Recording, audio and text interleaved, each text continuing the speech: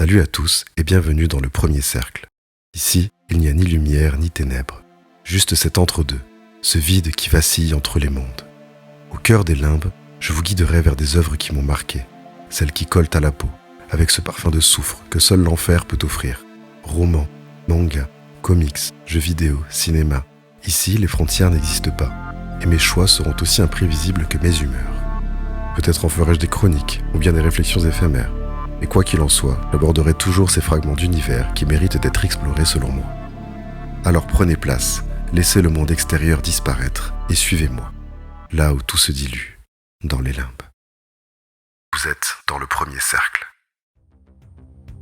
Il y a une créatrice pour qui mon admiration frôle l'obsession, une visionnaire qui s'impose naturellement dans cet espace entre les mondes.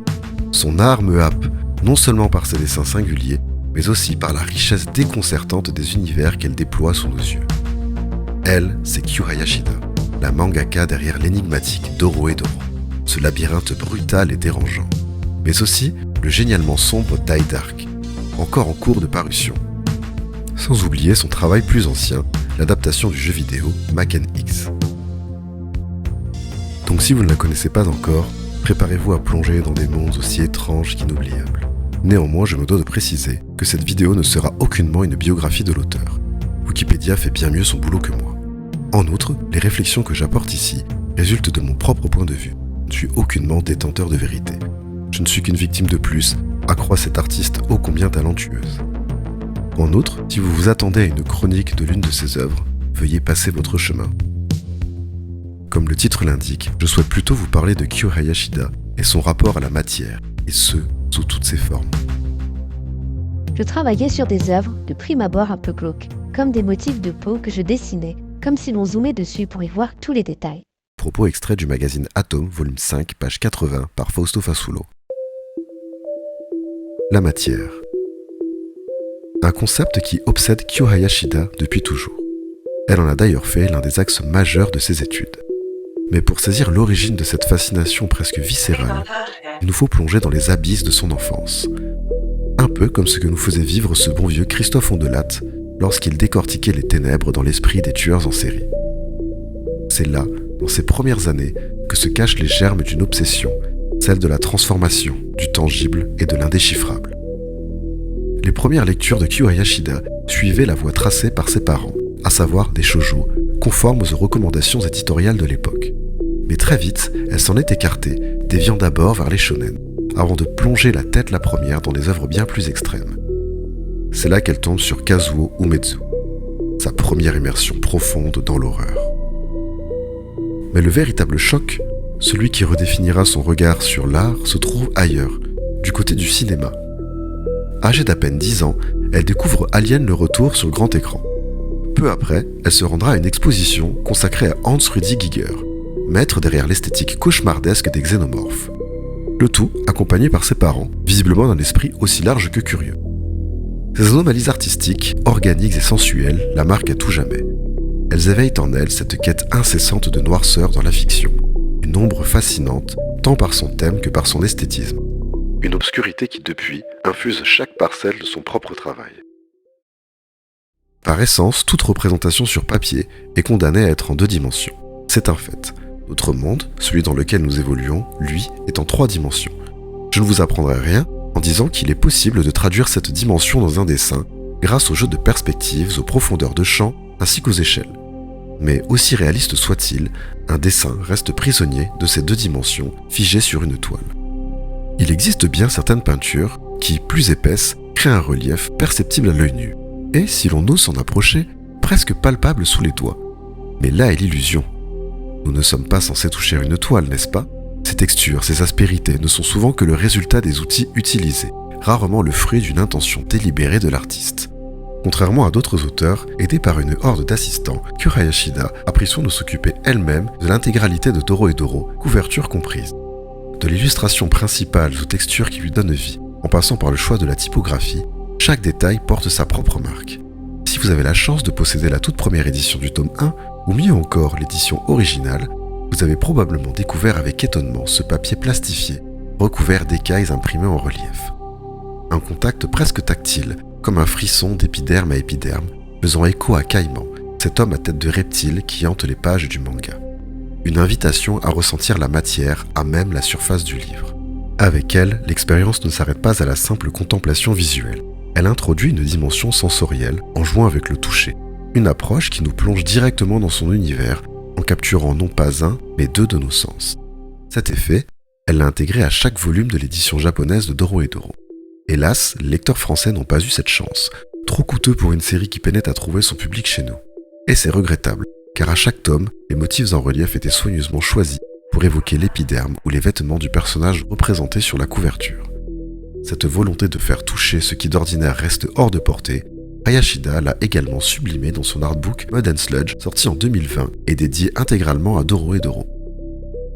Je n'ai peut-être pas exploré tous les artbooks existants, mais parmi ceux que j'ai eu l'occasion de feuilleter, jamais je n'avais rencontré une approche artistique aussi unique que celle proposée par Kyo Hayashida. Dans l'artbook Mud and Sludge, cette dernière joue encore une fois avec nos sens. Les illustrations sont imprimées sur des papiers variés, craft, glacé, brillant, mat. Chaque texture apporte une nouvelle dimension. Certains dessins, comme les jaquettes de Dorohedoro, se parent même de traits en relief, donnant une épaisseur presque palpable à l'œuvre. Quant à la couverture, cette dernière est intégralement toilée. Un véritable festin, tant pour les yeux que pour les doigts. Mais Kyo Hayashida, éternel obsédé de la matière, ne s'arrête pas là. Pour apprécier pleinement cette obsession, il faut se tourner vers son dernier manga, Die Dark. Il témoigne une nouvelle fois de son désir de rapprocher l'œuvre du lecteur. Cette fois, pas de relief sur les jaquettes, mais un papier transparent. La sensation sous les doigts est particulière, et ce papier permet même au lecteur d'y laisser son empreinte. Je doute que ce détail soit intentionnel, mais j'aime l'idée que chacun puisse marquer l'œuvre, laissant une trace de son passage, une communion presque physique avec cette création unique. Cette transparence parfaite mène naturellement à la seconde partie de cette vidéo. Quand les techniques d'impression limitent sa capacité à nous faire toucher la matière, Kyo Hayashida ne se résigne pas. Elle s'acharne à la représenter de manière viscérale, utilisant tous les moyens à sa disposition pour contourner ces obstacles et faire vivre son concept à travers ses œuvres. Prenons les couvertures de Dorohedoro. Si vous prenez le temps de les observer minutieusement, vous verrez que Kyo Hayashida ne s'est pas contentée d'un simple aplat de couleurs. Non, elle y a glissé des objets insolites, des fragments de réalité qui se cachent dans ses illustrations. Un filet de pêche, un morceau de sac poubelle, une touffe de gazon ou encore des pochons en plastique. Peu importe le matériau, comme un Midas moderne, elle sublime ces éléments ordinaires et les intègre dans son art. Ces collages, ces assemblages improbables donnent du relief à son œuvre. Et même si nous ne pouvons pas les toucher, elle nous les fait ressentir, sollicitant nos yeux pour tromper nos mains. Les jaquettes transparentes de Die Dark poursuivent cette idée. Là, c'est la matière des costumes qui prend le devant de la scène. Les masques sont omniprésents chez elle. Et elle profite de cet artifice pour jouer avec les tenues de ses personnages. En ôtant la couverture, vous les découvrez tels qu'ils sont. Masques et costumes ôtés, révélant une nouvelle couche de profondeur et de sensibilité dans ses créations. Chaque détail, chaque texture invisible à nos doigts, Hayashida s'efforce de la rendre tangible pour notre regard. Il est fréquent que les personnages de Dorohedoro changent de tenue au fil du manga. Ce détail m'évoque la Blue Night, une soirée où les sorciers renouvellent leur contrat et où la N-Family commande ses habits de soirée auprès d'un designer. Kyo Hayashida consacre quelques pages à décrire les vêtements de ses héros, des fringues tellement détaillées qu'on en regrette presque le format noir et blanc du manga. Je pense aussi à cette scène où le pauvre Fujita tente d'habiller Ebisu avec une tenue complexe dont le montage semble nécessiter un diplôme en assemblage. Le schéma illustrant la complexité est tout aussi impressionnant que le vêtement lui-même. Le souci du détail pour la matière se reflète également dans ses techniques de dessin. Pour représenter la fumée des magiciens, Hayashida utilise une éponge, créant un effet à la fois épais et éthéré. Les aplats d'encre donnent au sang et à l'eau noirâtre des sous-sols de Hall une texture de magma compacte. Quant à la chair, Dorohedoro ne fait pas dans la dentelle. Die Dark non plus d'ailleurs.